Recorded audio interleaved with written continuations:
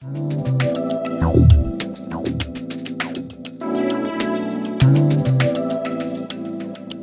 Shearer is a partner at Lowndes Jordan and is acknowledged as one of this country's leading ICT lawyers. So tell me, Rick, what are the benefits for listed companies to use social networking tools like Facebook and Twitter to get their information out to market? Well, I think the really interesting thing about these tools is that they are the tools of choice for the younger generation, the Gen Y sorts of people.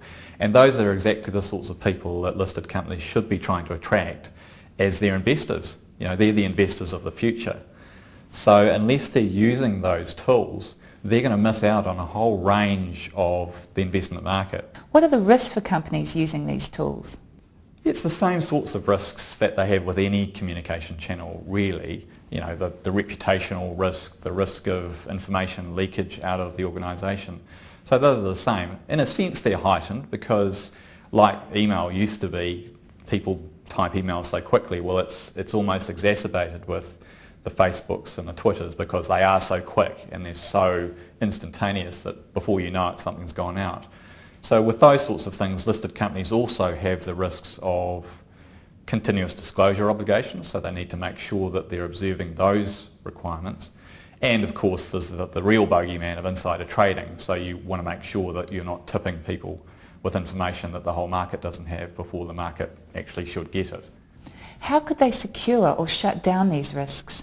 I think it's the internal checks that you need for all of your communication channels, and those are important. You need to make sure you've got a strategy of communication for a start.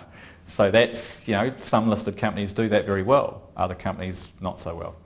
Why do you think listed companies have shown reluctance to use these tools? I think it's probably fear of the unknown more than anything else.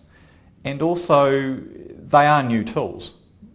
So there aren't many people who, perhaps when they're seeking advice on, say, their continuous disclosure requirements, are even aware of the tools, let alone use them. So their advisors, there's a bit of a disconnect between their advisors and the tools that are available.